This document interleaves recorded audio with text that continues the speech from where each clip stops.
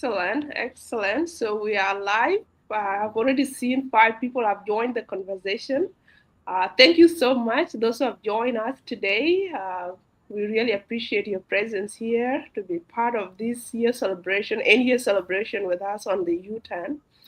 If you are new to this platform, we pride ourselves as the only South Sudanese platform that educate, inspire, and spotlight the excellent work that young South Sudanese are doing globally.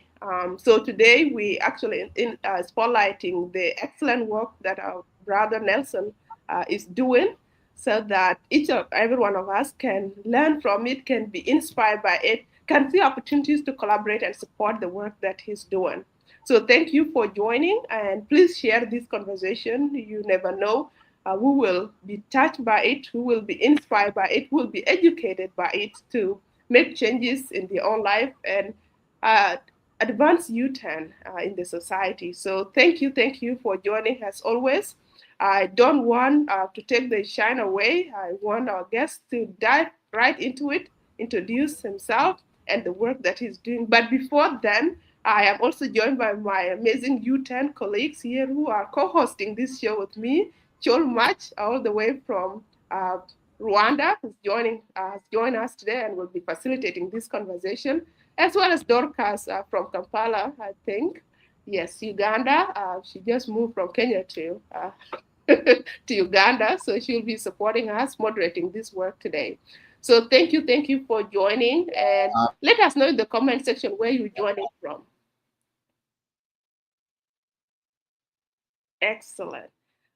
Nelson. Please, with more stability. Okay.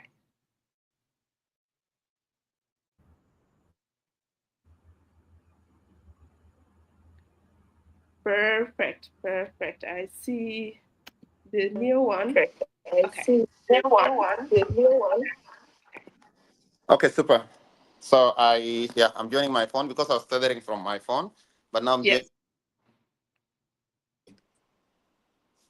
Excellent. Thank you so much, Nelson. And what a great honor that you join us today to come and share your time and your work with us. So without further ado, I want to give this opportunity to you to introduce yourself a bit to our audience who might not know you. I know you are famous.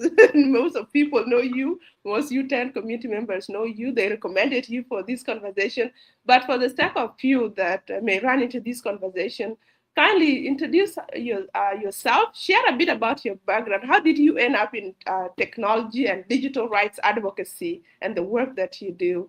And then we'll dive into the question with my colleagues. So take it away.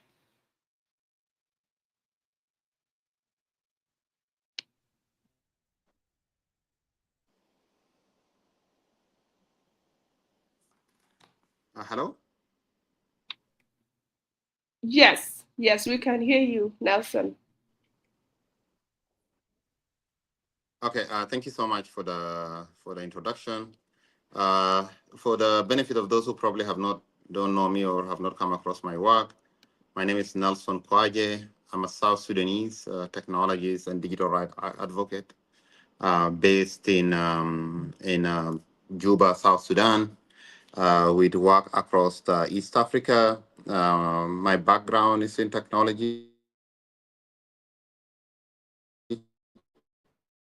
University of Kenya.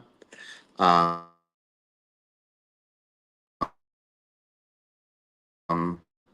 studies in 2015. That can either be like long ago or very recent, depending on how old someone is.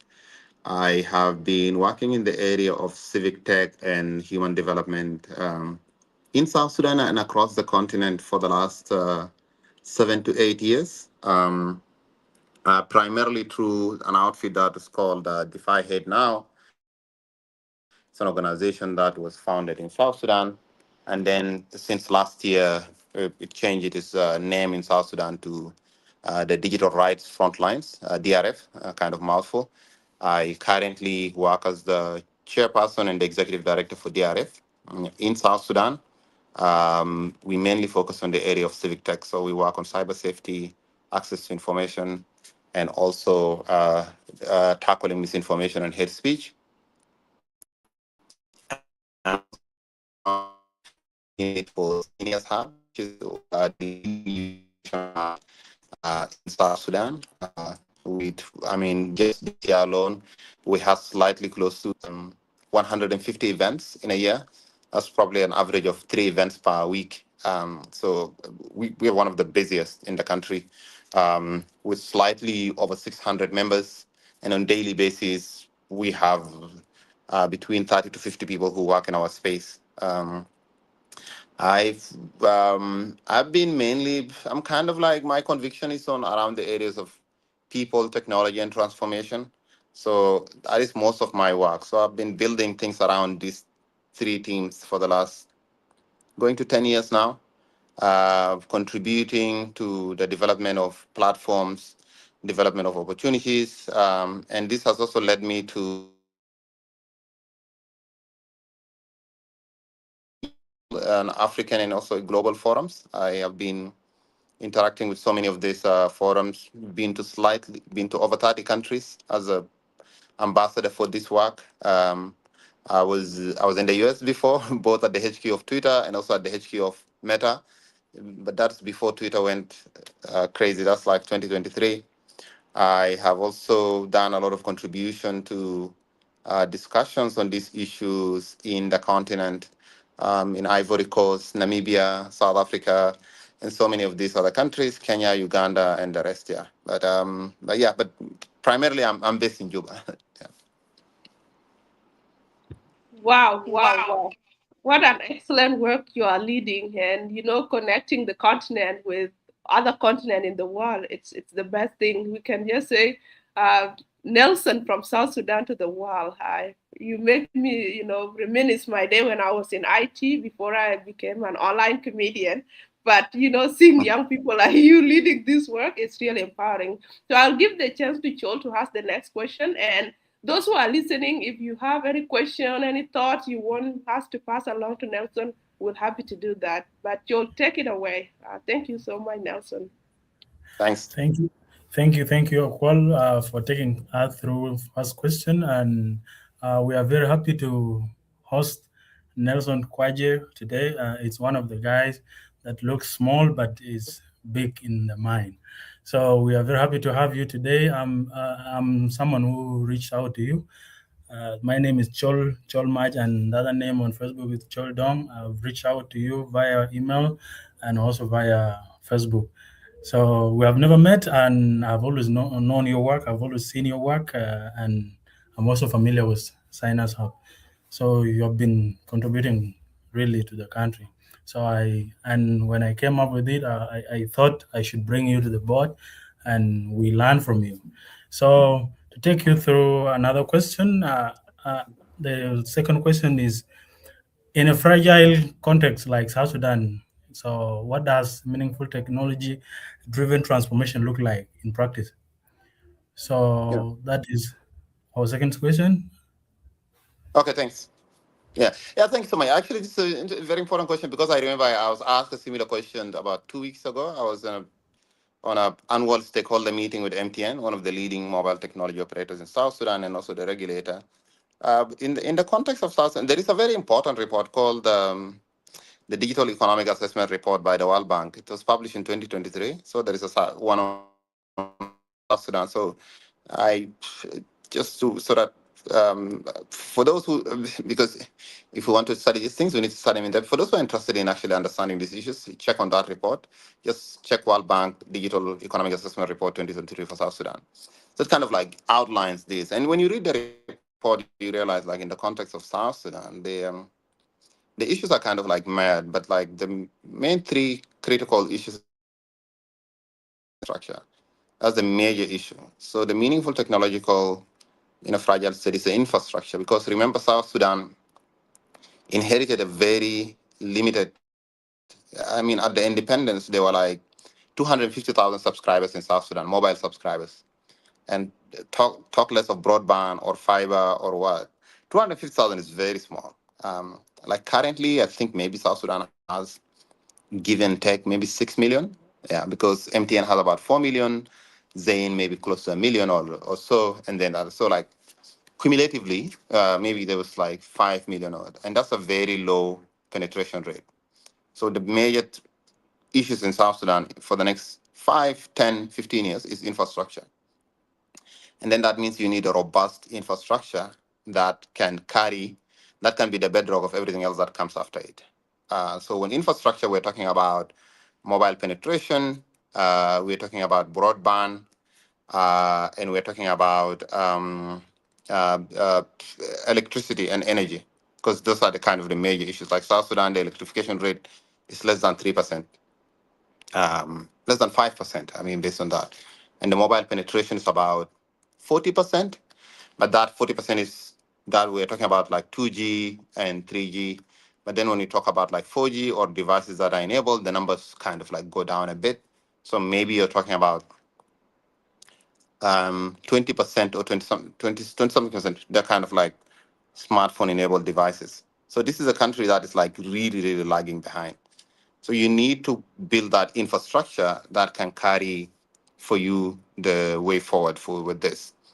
And I think that's an infrastructure that also goes to so many other things. So you're talking about like infrastructure for things that are to come, like postal service. Like South Sudan doesn't have an active postal service.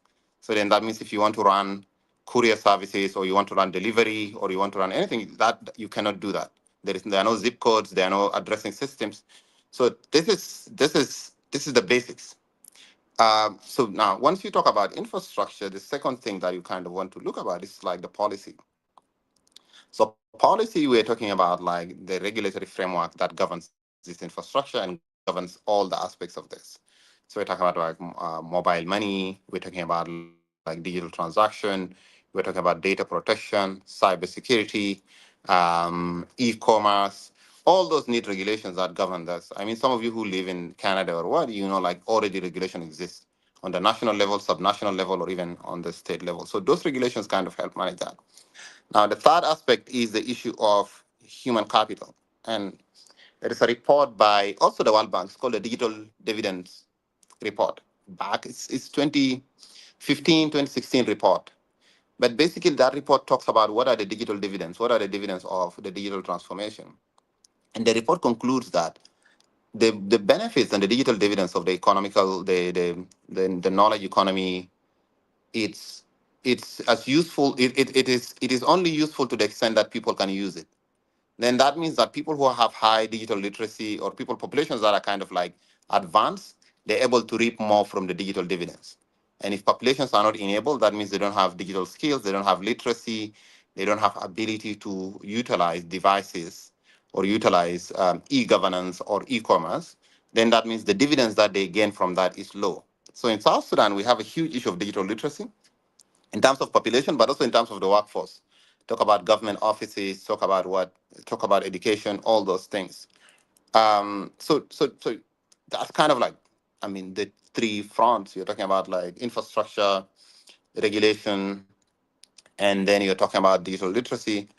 I think the third element is around improving public-private partnership, encouraging investment, because encouraging investment, creating an environment that is conducive. Because like right now, I was telling people like during the MTN meeting, for the last 3 years, South Sudan had like 4 major litigations with international companies, like with Petronas, with Vivacel, with Afrexim Bank, with Qatar International Bank, and recently we also had a dispute with a major oil transportation company or oil broker company in the UK. Having those kind of things makes you just look like a very bad place to do business, where like international companies constantly have to go through international litigation to take your country to court in order for them to, and to take them to international court, that means they feel that the existing remedies within the country are not favorable enough to get back their money. And that's when it talks about ease of doing business and so many other things. I think that's kind of the fourth element. Just to repeat, infrastructure, regulation, skills development, and then now you have this ease of doing business index and improving environment. Yeah. Let me stop here. Sorry, I'm answering like in a very grand way, but I hope your audience will find this of use. They actually will find it very useful. Thank you. I need to interject to just ask a follow up question, a curious one. I know, Chol, you want to say something. I will give you that chance as well before you pass it on to Dorcas. But you also raised very important, points like four key areas that that affects this work that you are doing. So I want you to bring it down to your work as individual and the organization that you form.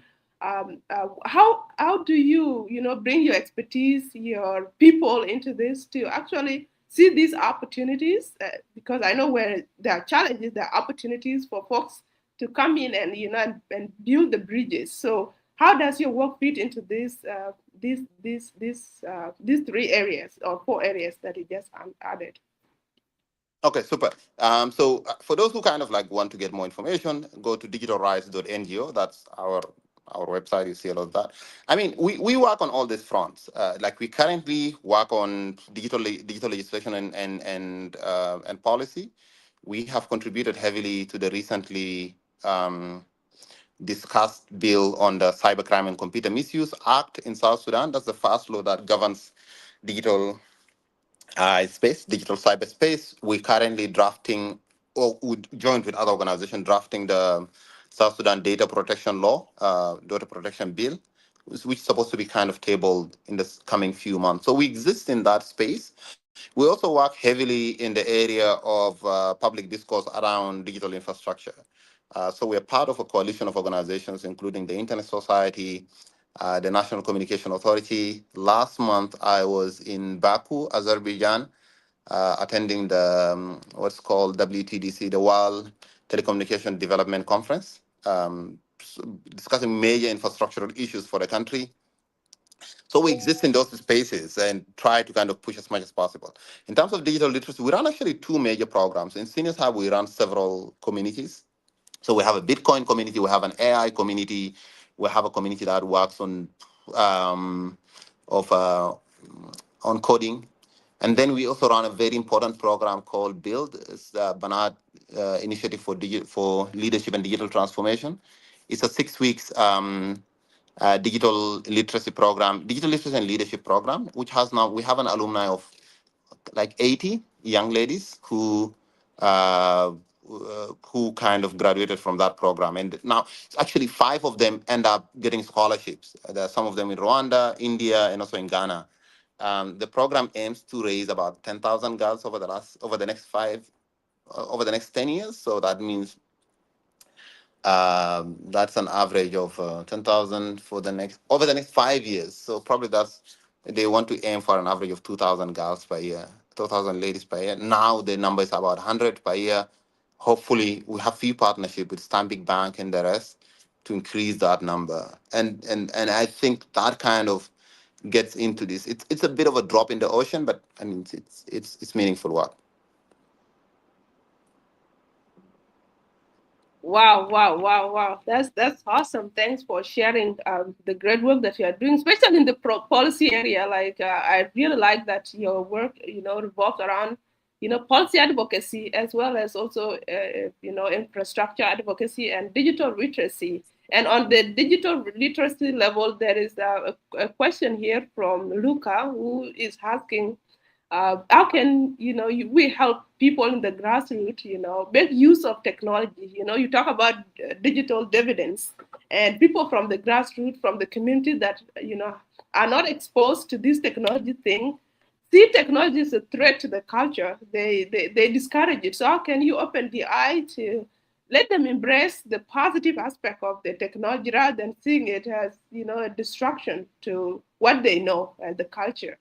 Yeah. uh, I think so. Yeah. I mean, I'm a bit. I honestly I'm kind of on the opposite side of this. I usually think like technology is as useful as people kind of see it. I definitely I don't see technology for technology's sake. And in the case of South Sudan, you need to start with what people know to what they don't know.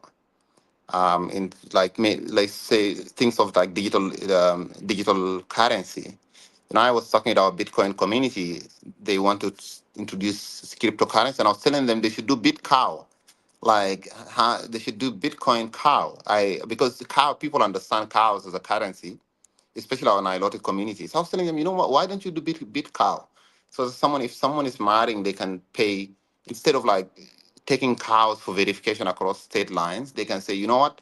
I am paying 100 bit cow, and that can be on the blockchain and and it can be transferred to someone. I was just like, you know what? That maybe people might understand bit cow, and then if they can use it, they go to another person and give them bit cow, and they can receive actual cows.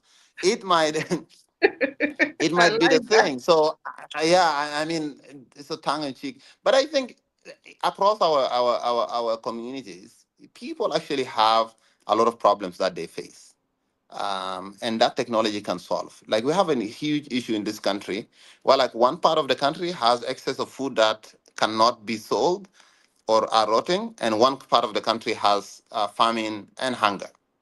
One part of the country is in drought, the other part of the country is flooded. So we have existing problems that technology can alleviate, but we need to find ways. I was talking with a few of our innovators also. I was telling them, why don't you introduce value addition and issues to do with like drying food, which is kind of a big thing in the States and in other places. How do you take food? Like, I mean, you have all this beef. What I don't know what if you have in Canada, like this all beef thing that is done is packaged as a stick or as what. But in South Sudan, we don't have those. Like we take food, we eat it the day that we want. So I was telling them, I was telling our innovators, you can actually dehydrate food through dehydrators, simple one with solar, and package these mangoes into like dried mango, dried tomatoes, dried beef, and all this kind of stuff. And you find that communities can preserve food for longer. So I think the solutions for South Sudan is really low tech, not high tech.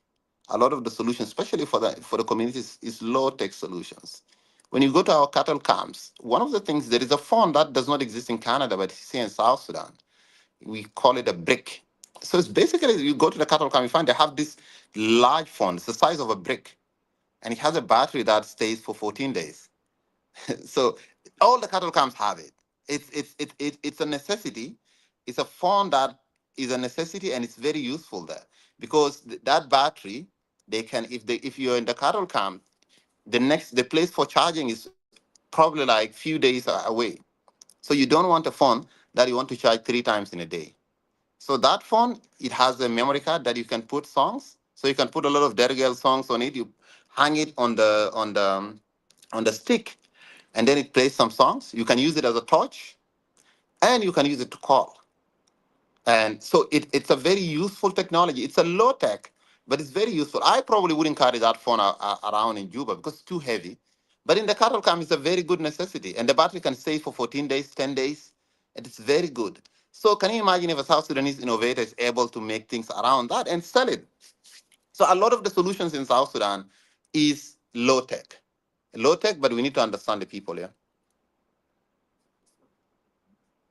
Wow, wow. No, thank you. And you got all of us laughing and everyone in the comment section about your beat cow thing. I think it resonated well. I think the way you explain it, bringing technology to the level that people understand and the level that is easy for people to benefit from, not just, high tech. And I really like, how you are approaching it from cultural perspective and also from understanding of the environment, right? We cannot export something that is working here in Canada to Juba, right? Like what works in Ottawa capital here may not work in Juba capital because this is already advanced technology system. It's an advanced country, but South Sudan has resources for low tech and opportunities to grow high tech eventually, right? We can Mm. start where we are and then go. So really, really great, brilliant perspective. Thanks for sharing. And thank you everyone that are commenting. Please share this conversation someone might be inspired to find a way of, making this beat cow thing like a betting or something innovative around it. So thank you for that. I don't know, Joel, you want to follow up, or Dorcas, you can ask the next question, and then we will take it back to ask some of the comments coming from fans. Dorcas, you can take it away. Okay, and by the way, hi Nelson, and we are grateful to host you today. As someone who is a software engineer, I want to ask you this question. Like in South Sudan right now, are there those initiatives that are using technology to solve the problem that we have in South Sudan? And if they are there, because I think you are now experienced in that area. Whipping and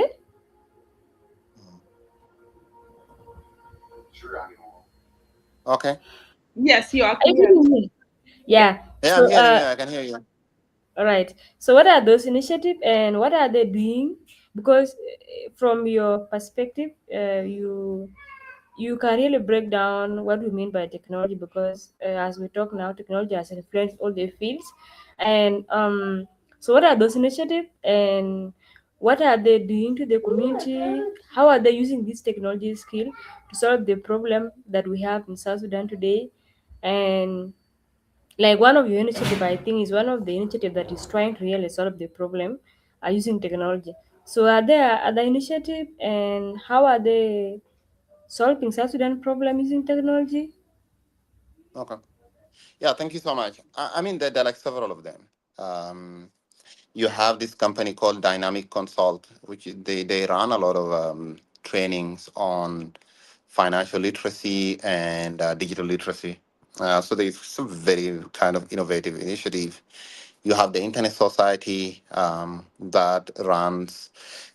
They're working on something called the Internet Exchange Point, because in South Sudan we have a huge problem where our traffic actually goes out. It's even local traffic. So in case you are calling someone on WhatsApp, it has to go outside the country, then route it back, because we don't have a local loop that exchanges the traffic. So there's this Internet Society. They're working on kind of introducing stuff like that. We have a lot of e-banking solutions in South Sudan. Actually, that's actually very advanced. It's not grassroots, but you find all companies like EcoBank, Equity, Stanbic Bank, especially EcoBank, has a very robust internet banking. So, like, you can do things like send someone a cash code that they can go to an ATM and cash it, or they can go to an agent and cash that money. They You have Momo. It's kind of like big on the biggest scale of things. Unfortunately, there is one that I can mention, which I'm not very proud of, is sport betting. I find it's a very problematic industry. That is, you have you'll find more sport betting in South Sudan than you do maybe schools or churches. Yeah, they're the most prevalent things. And when you look at the Google search trend in South Sudan, sport betting actually ranks either first or second after the NGO forum. If you look at Google Trends annually in South Sudan, sport betting ranks second.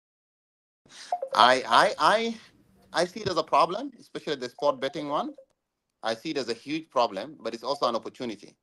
That means if young people can be that eager to use technology for betting, for fantasy football, and the rest, you can actually turn that and use it for something that is better. Maybe you should try to teach them how to now do prediction or to do analytics or to do other useful things. So this is just some of the most prevalent technology aspects kind of in the country. There are a lot of young kind of and up and coming initiatives, apps. Like you had this Nile Border, which is for border border.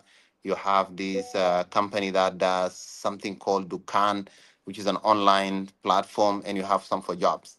The biggest problem with them is they don't have the user traction. And remember, like most of them, the most prevalent is they don't have the user traction. And remember, like scale. Oh, I have this app. Uh, if you have an app that doesn't have 5,000 people minimum, forget about it. Because an app, you're not going to charge someone 100. Like if people come to me with an app, I'm like, you know what? What is the best app that you know? Oh, Spotify, OpenAI. Most of them, the most premium version of it is 100 dollars. apps that are people $100. So it cannot scale. So the problem with South Sudan is scalability. So if you do not have apps that have a traction of 5,000 people, because apps make money on marginal transactional cost or marginal um, subscription fees. So a lot of these apps don't scale and they don't move beyond. So that's kind of the problem. And I usually tell them this is a problem that has to do with the apps, but also a lot of it, the problem has to do with, someone says like when the water level rises, everything else floats. And I think that's the problem right now in South Sudan. Like the internet penetration is low, the digital literacy is low. So whatever great innovations that you have, the water level is low, so it cannot float. So there's something, it's just a byproduct of time. When we create the infrastructure and the what, you see in countries like Kenya, the internet penetration level, Safaricom alone has, I don't know, like Safaricom has like 50 million subscribers, 49 million subscribers. So then More that than means even that. if you have 10%, if you have 10% of that market, you're already a millionaire. But we don't have that in South Sudan right now.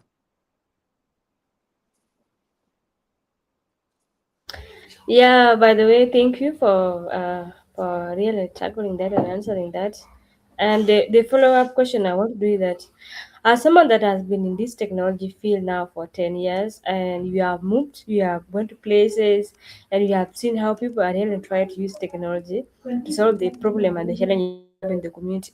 If you had to sit down today and look at our community in South Sudan, so what are the areas that you think we still have low technology and really need to focus on to make sure that we utilize the technology in this generation, because we have moved, as we have now talked about Safaricom, and you have seen many places. What I know is that when you move to places, you really come to understanding of how the world is moving, and you seriously see the gap that you have in your country compared to other countries. So as we have moved, we have worked in this field. What is that gap, and in which areas that have you seen the gaps there, that with the youth that think that the future of South Sudan is in our hand, can try to focus on those areas to improve Yeah. them using technology? Thank you so much. I mean, there's so many that one can think of, but like I think in South Sudan, I can say like let me talk about three areas. Energy. This is the biggest area that people can work on. By energy, I mean like just access to energy. When you look at the South Sudanese household, a lot of the things are done manually. Like a lot of the things, like when I go, even in Juba, like even in my own family, people still use stove. People use charcoal. A lot of the households in Juba use charcoal. We have it, like we're not meeting our energy needs. Like we're not heating water, we're not cooling things. We do not like, so there is a huge gap in terms of energy in South Sudan. That means a lot of solutions in that. So if someone wants to invest, I know people want to do apps and what, but you can do like solar, you can do off grid, you can do wind, you can do a lot of things in terms of energy, or even small turbine. That's what I've seen now. Like you can do hydro in a small scale, and energy is the biggest thing. If you can unlock energy, you can actually solve that. You can do energy both in kind of large scales, but you can also do things that conserve energy and use energy smartly. When you look at the cooking, for example, you see like the normal stove that we use with faham, with charcoal. Do you know like more than 50% of that energy is lost when you go to the normal canon, when you put the firewood and everything, a lot of that energy is lost. Most of it goes as heat, as heat just that goes all over the place. That's why when you get into our kitchen, it's so hot because all that energy is just all over the place. But now there are people in places like Kenya and what that have smart stove. That means it uses less charcoal and generates more energy. So that means it's a small low tech solutions that conserve the energy, and then that means you're saving money. So there are solutions around energy also that actually saves and works around the current energy needs. You look at also like you look at, for example, things like with even bulbs. I was told like a lot of there are now new LED lights that uses less energy and kind of saves for longer. They're like solar batteries. They're like lithium ion batteries that can even power your TV, your fridge, your what small ones. So there are a lot of innovations around energy that I have seen that we're not making use of. Energy. The second thing is food. Like around just the whole process of food production. That means agriculture, food processing. That means value addition and all of it, and food preservation. How do we do that? Like if we like we do things that are totally not efficient, but we do them anyways. So then that means as a country, we're like there is a lot that to be done. Even how you eat your food, like there is a lot that can be done in that in terms of producing food, processing food, adding value addition, and preserving it. This is, I think, the third element that I can do. The other two more things that I think it's the area of transportation. Like in South Sudan, it's a huge issue. It's a huge issue, issues of transportation.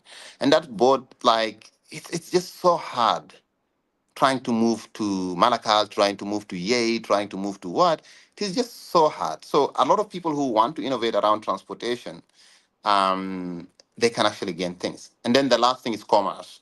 By commerce, I don't mean just e-commerce, but just all this business. We send a lot of money to East Africa. I mean a lot, millions of dollars.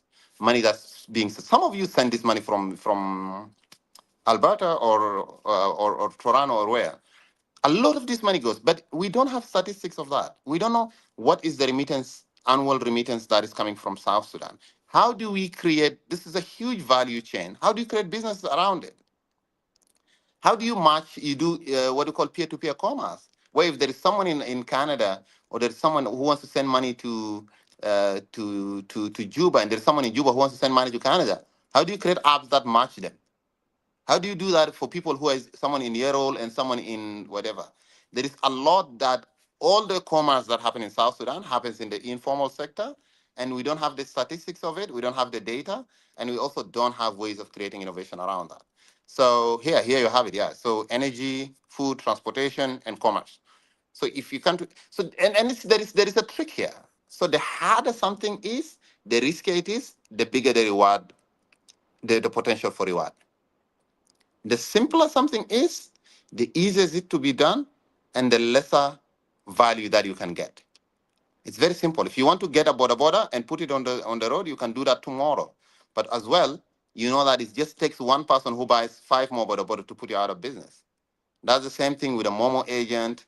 That is the same thing with someone who's selling cassava by the roadside or what. The lesser complex the business is, the less moat you have around your business. Yeah, and I think South Sudanese tend to do things that are not complex.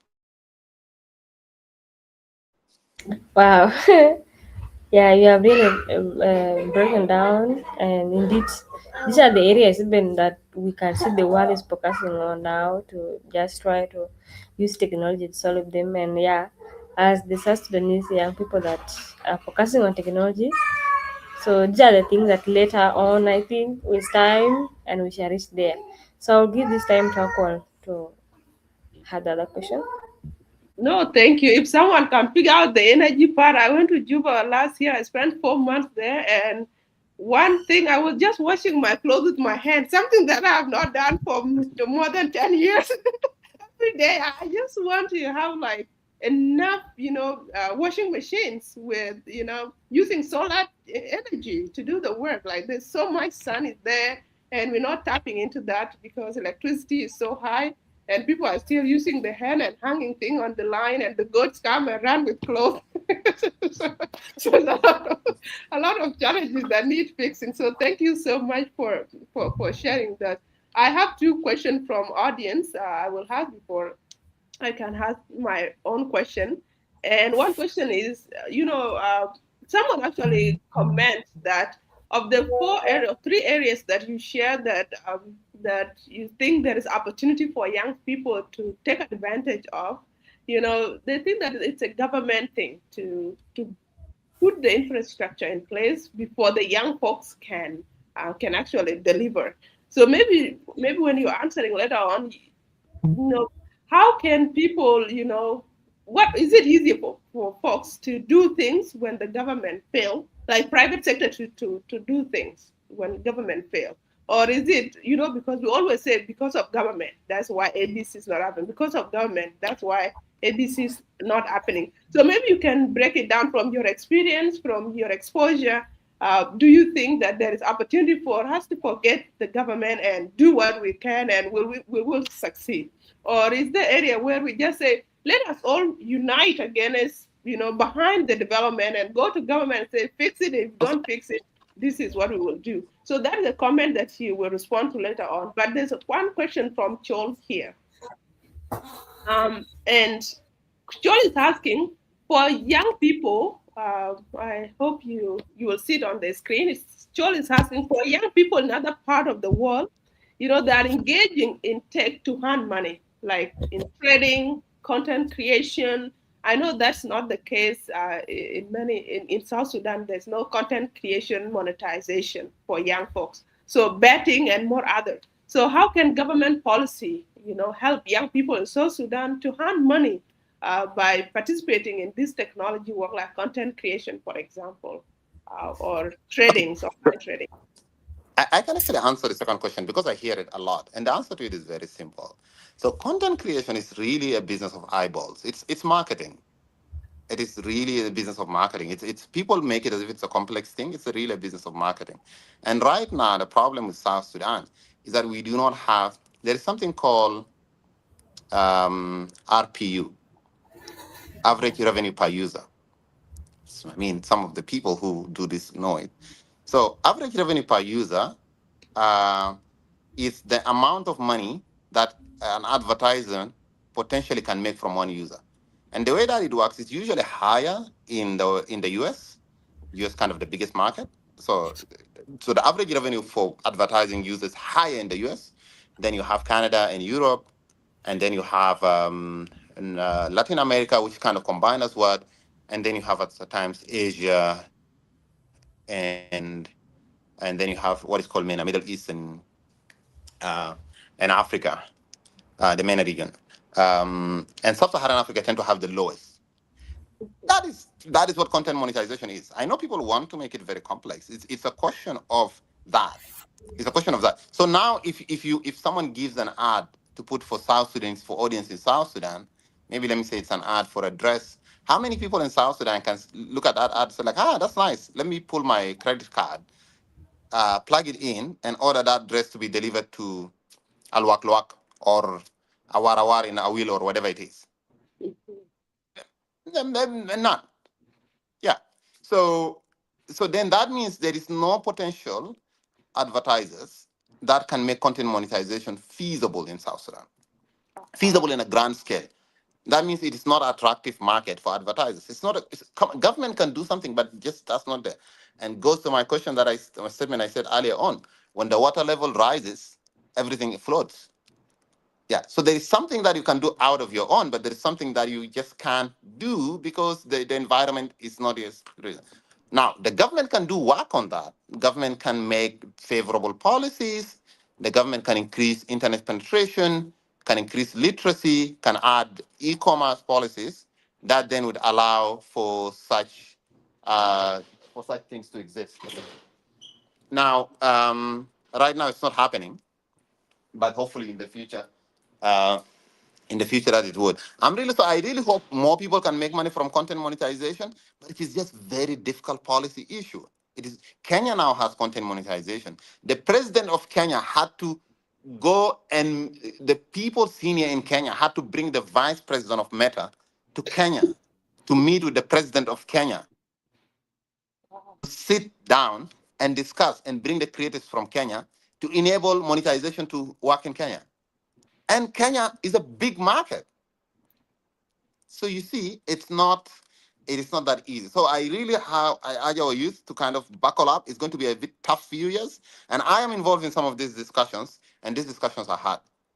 So on the second question, on the first question, which is now the second question on the issue of like some of these questions are questions of government. Yes, they are, but a lot of it is question of government, but a lot of it also is like question of entrepreneurship. When I talked about the stove that saves energy, that is not a question of government.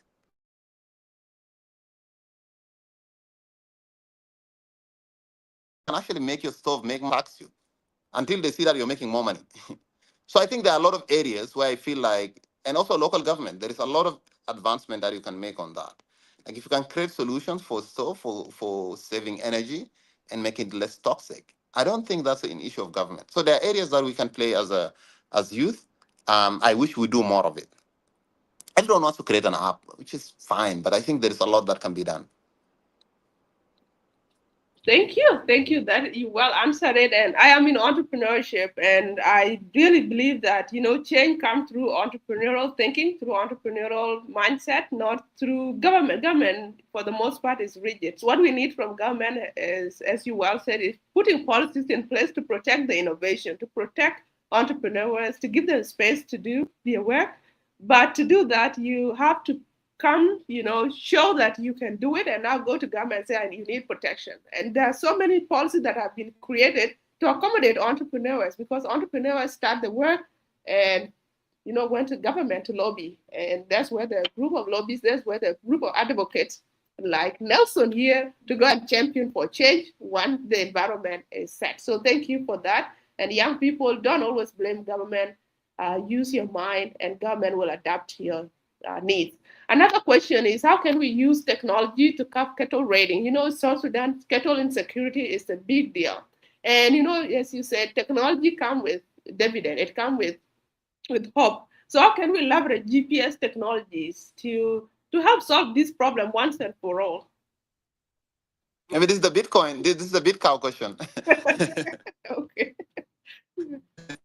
I mean, that's kind of like the question is actually has a solution in it. So when you look at the cattle raiding, first of all, to start with the cattle raiding problem, it's really a question of culture. Like we really have a huge issue of cultural, like what is deemed as culturally acceptable. So the issue of cattle raiding, you have cattle as a currency. But first of all, this what, and I mean, I had to take time to understand cattle. First of all, is a currency, and not all cattle are the same. I mean, those from the Dinka community knows that. They know that if like, then there is a bull that costs about 40 cows. um, so like there is like cattle is very complex area. There is cattle that is being used to pay in case someone kills someone impregnate another person's wife. Cattle is being used to do that in case you have you marry someone's daughter and you run away with her. There is a cattle that's supposed to be paid for that. In case someone else paid for your mom's dowry 40 years ago, now their kid is getting married, there is a very clear calculation of what they contributed by then and how you now actually obliged to pay that back.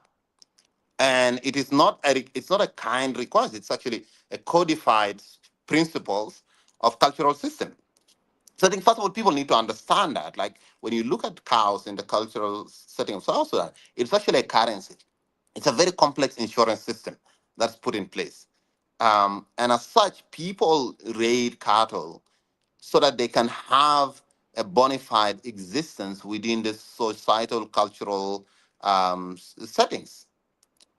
Okay, so once you understand it as that, now how do you protect that? Because what you want to do, you don't, of course, you want to prevent people from raiding cattle, but you want to de-incentivize that nature of cultural currency.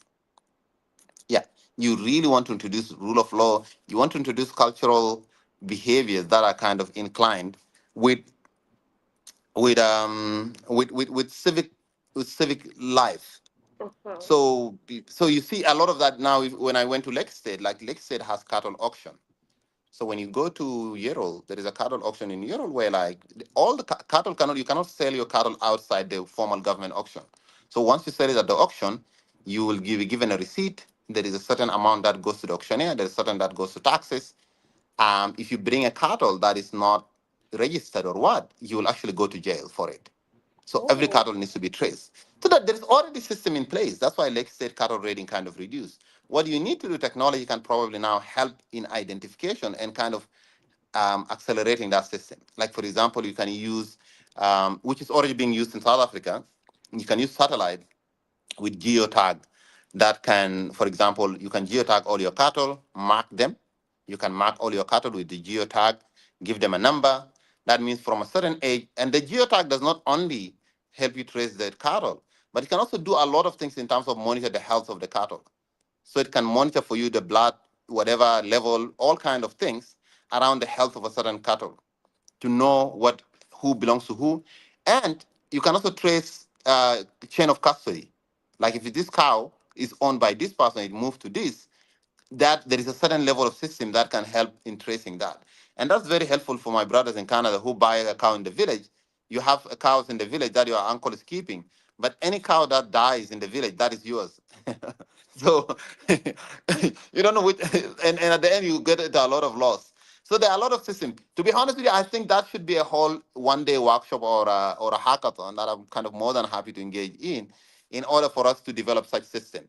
But I think you really need to start with the low tech. If you start with a system that can do geofencing and that can help in tracing cattle, and usually I propose this for two things that I find a problem: cattle and firearms. Firearms is the biggest issue in South Sudan.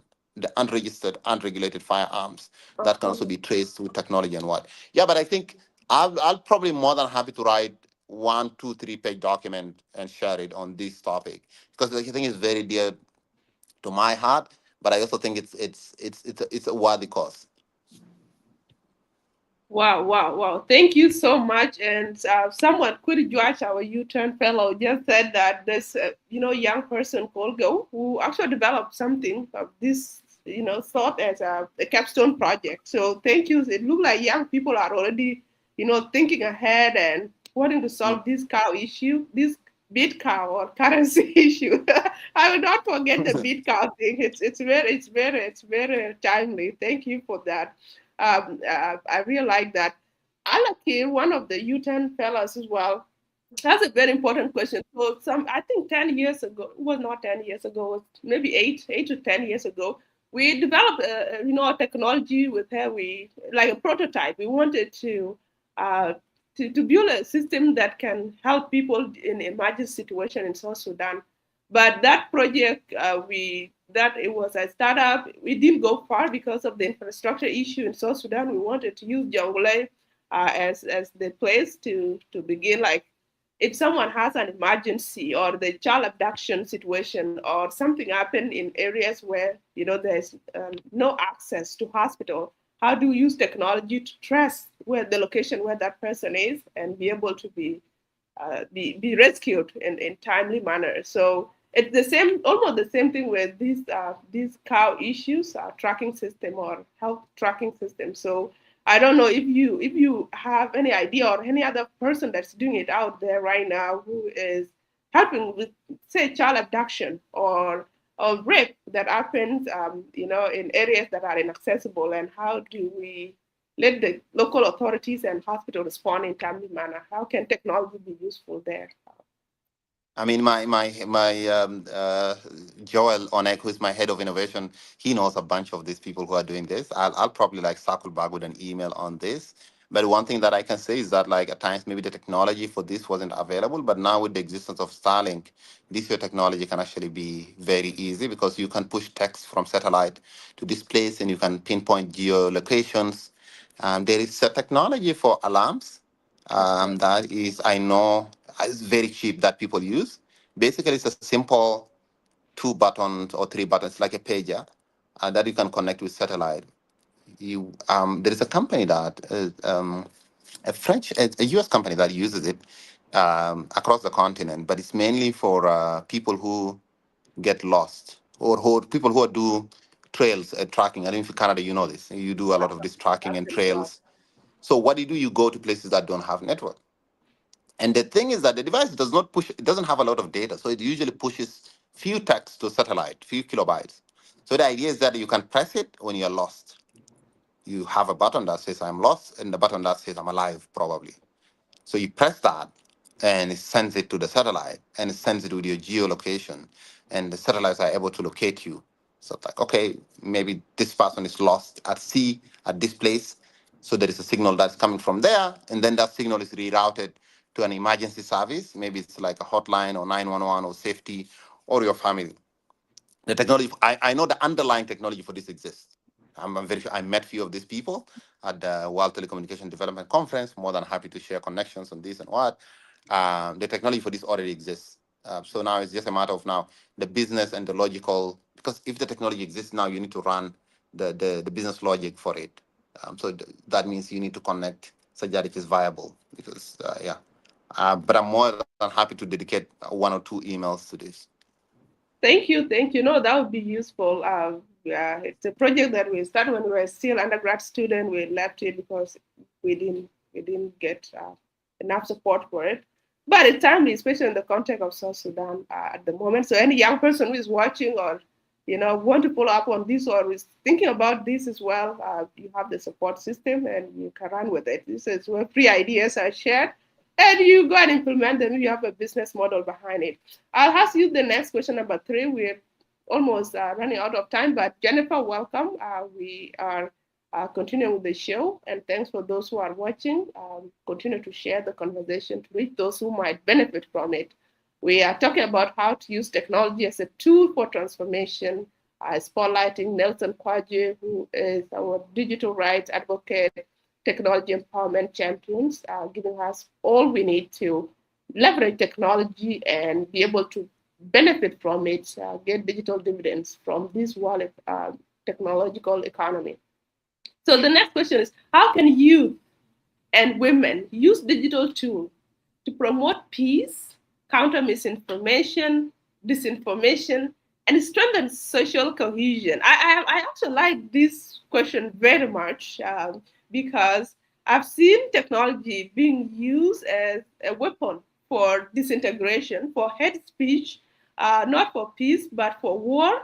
How can, and that's one of the motivation that we created a U-turn. We said we need a U-turn because you come on Facebook, you see many of our community people, they are, talking about tribal issues, abusing themselves and not using it to bring unity. So really from your experience, from your work, can you educate us? How can we make a U-turn to making this as a tool for peace, a tool for cohesion, and for information empowerment?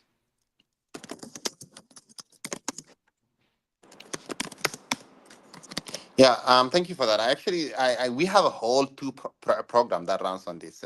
People who know around South Sudan, we have a program called 211 Check, which is for fact checking and information verification.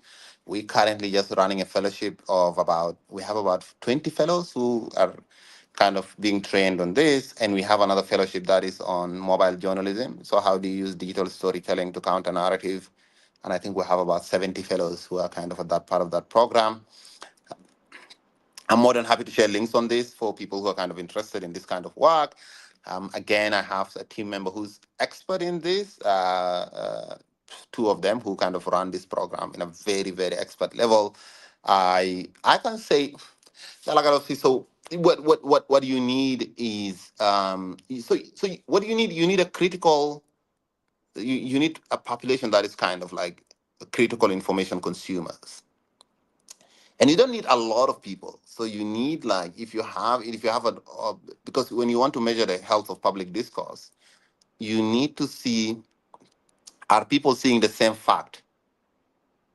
So, and that's the same thing with the US. Like, if you want to measure like any US or what, if you want to, are we seeing the same facts? That means when we see a piece of fact, are we looking at the same thing?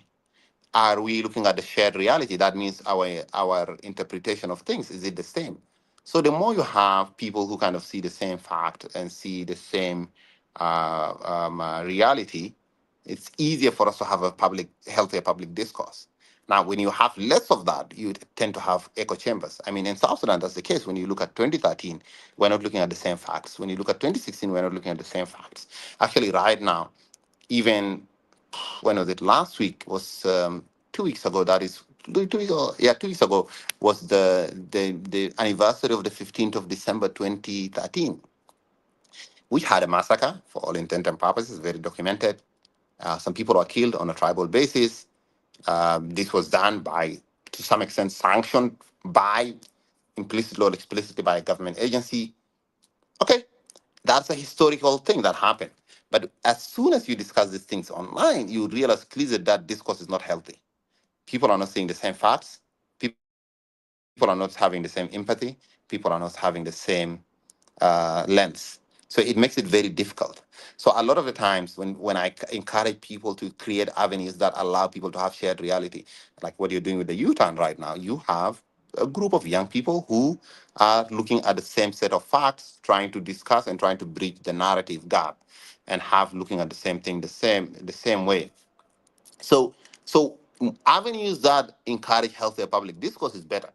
Now, healthier public discourse does not mean that people should agree all the time, but it means that people should be willing to discuss things in an open but civil manner.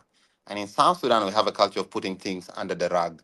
So we don't want to discuss things. We either discuss things, we're either silent about things, or we are discussing it in a very toxic way. Like we don't have a middle ground. So you need avenues that people can able to express themselves with a level of civility, with a level of disagreement that is healthy. Look at the wrestling matches. I'm a big fan of that. I think that is our biggest export. It's more important to me than basketball, because how many people understand 3 pointers in Yerol or in I don't know where is it, Awerial or in Tony East or Tony West. But a lot of these people understand wrestling. Yeah, they know who is Bang Marial or who is what. That is a very key. Whenever you see these wrestling matches, people are looking at the same set of realities. People are looking at the same set of facts. People are enjoying a cultural experience that is very unique. So when I see that, I'm just, oh my God, we need to create more of that. We need to create more of that, and we need to encourage this because it allows us to bridge those gaps. So the more initiatives that kind of work on that, I think that's very important. In terms of technology, I think technology can, when you look at these young people who do the live for the wrestling, it's a whole industry. These young people who do live and do commentary, it's a whole industry. They actually buy a phone. There's a business that is being created there. They run these pages, and people from the diaspora actually send them money for them to live stream these wrestling matches. So there is a whole industry that is technology is helping to create that. Now, what if they make it like the NLB, or they make it like the NBA, or they make it like something that is very rich, or they make it like the WWE, where this wrestling has a whole industry around it. There is songs, there are merchandise. There is so much that can happen around that technology can facilitate. And it's just a matter of time, by the way. It's a matter of time before that kind of takes shape. So I think more of this that can encourage public discourse, that encourage people to see the same realities, the better. And I think technology can aid that process. Wow, wow. No, thank you. I really like that. And I also like the recent effort that Caucus Group made to actually formalize this wrestling thing. I think that's the beginning of the U-turn in this arena. And your thoughts are really timely, because I think that's the biggest industry that we currently have, a cultural export that we, as you rightfully said, that can attract, revenues even from outside the country. And it's something that everyone understands, and some even pride themselves. And even us who are in diaspora, we spend a lot of money to send to organize those sports that we only watch online. Yeah. So there's a virtual like e-commerce aspect to that, because we send hundreds. I was a cultural team member here in Canada for a World Community. We raise funds annually for such events. It's a big business. And we don't get anything just for out of lack of culture and cultural preservation. But if we make a model that make it sustainable, then make it even more impactful. And technology is here as a tool, as you rightfully say. And we will, and that is it has some cohesion. It brings us together. It's a cultural thing that unites all of us. So when we now talk about wrestling, we're not talking about, I'm from Equatoria, I'm from, we are talking about wrestling. We're not talking about from Yurun or from Tergega County. We are wrestlers, we are South Sudanese, it's our pride, it's our culture. So I like that. It's a better way. And of course, Gago, you said that, we need to discuss things online. Yes, and that's why we have this forum, and more forum will come up. You really have a space to dialect, to have intellectual intercourse online, not always coming to to do things very random or entertainment. So thank you. I'll give it over to Joel to ask the second last question for Dorcas. Yeah, because so that I finalize. I'm in between this event and some other people who are waiting for me outside. Okay, then we'll do it very quickly and then wrap it up. We are 1 hour, which is our time. Yeah. Okay, the first question is what roles does digital storytelling play in reshaping South Sudan's narrative and amplifying the voices? So Okay. maybe you can answer that one. Yeah. Uh, I think this definitely dovetails into what I just spoken about. So what I've just spoken about the wrestling, it's so digital storytelling. It's there are two ways of doing it. There are already stories that exist that needs to be digitized. When you look at the stories of Cholmong, it's a certain narrative. It's what do you call it? Is historical myth. It's a narrative, but there is no digital cartoon of Cholmong.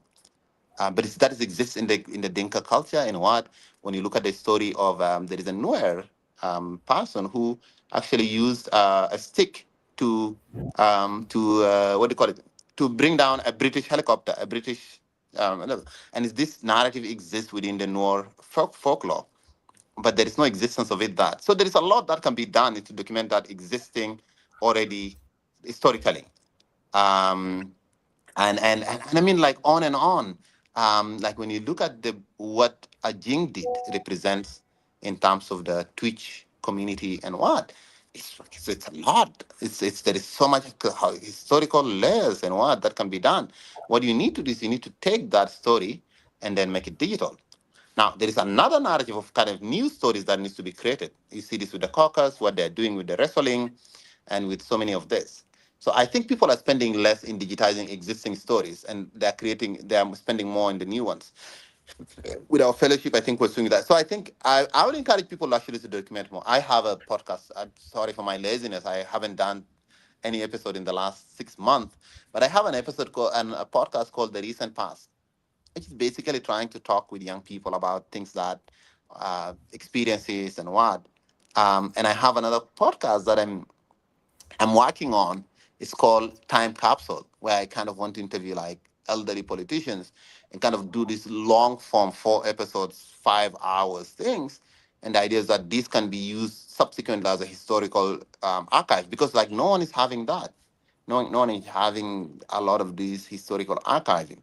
And I think storytelling can help in that because you're either telling your story or someone. So when you look at South Sudan, it's either I think it's either the story is being told, it's either the story is being not being told or being told by anyone else but us. So that's the dichotomy of the South Sudanese narrative. When you look at the books, the word, so these stories are either not being told or when they're being told by someone else. So there is a lot of work to be done there. I encourage people do it, even if you have an episode, even if you have an audience of one or two, leave it because in the future some of these things will gain value. So look at it that way, like 40 years, whatever. The same way people are clamoring right now for clips of John Garang, even if it's like 40 seconds, everyone wants to look at it. Some of the videos that you have, maybe this episode, in the future, if one of us here gets elected as a president or becomes a minister of what or becomes the head of the UN, whatever, people are like, oh my God, let's go and look at their history. And some of these things, their value will shoot through the sky. Okay, I'll stop here.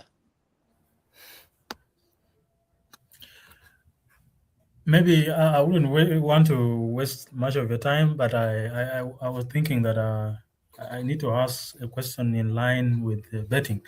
You know, can I ask such a question? Yeah, please do. Okay. What role should government, civil society, and tech innovators play in regulating digital betting to prevent exploitation of vulnerable communities? Like, most of our communities now are too vulnerable, and others, especially the youth, they are really thirsty. They want money. So, how do we Yeah, advise I them? think I saw a comment earlier on when someone said that they lost a brother or cousin to a sport betting when we talked about betting. It's a huge vice. It's a huge issue that we need to kind of address. So what? So you have so you regulate betting from three aspects. You regulate the technology, that means the platform, and then also you regulate the social behavior. So that means like from schools, access to technology, and you need proof of age. You need a lot of identification so that people can engage in betting. I mean, you have this in the US or in whatever. Like even states have different policies on betting and what. In South Sudan now, it's open for all.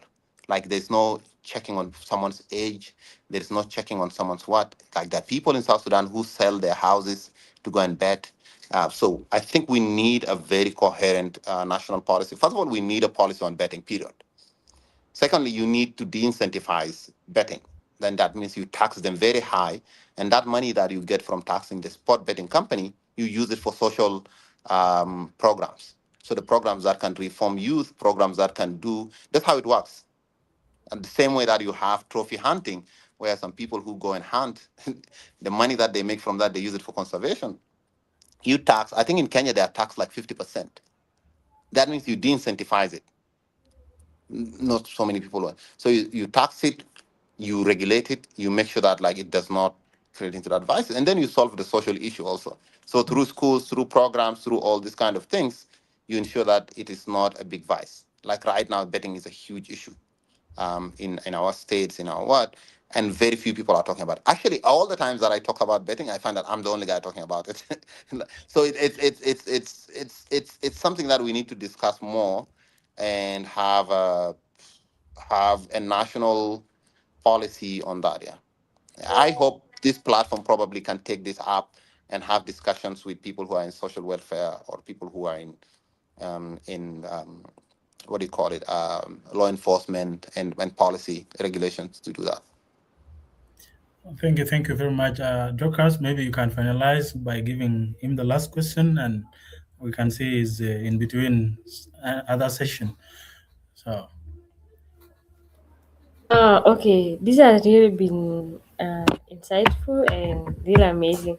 And I think due to time, we're just going to make it short. So the last question that I will ask is, we have talked about the infrastructures and the policies, and right now we have some young people that really need to try this. Like what I said, they started, but there were a lot of challenges and they stopped.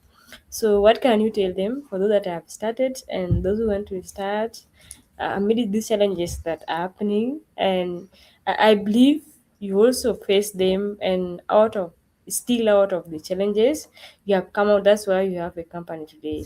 So what can you tell them? I'm one of them also. Yeah, I'll tell them it's very hard. When I talk about entrepreneurship, and I was talking about a young lady I met her yesterday. She's just in research grad. I tell them I talk about entrepreneurship the same way firefighters talk about fire.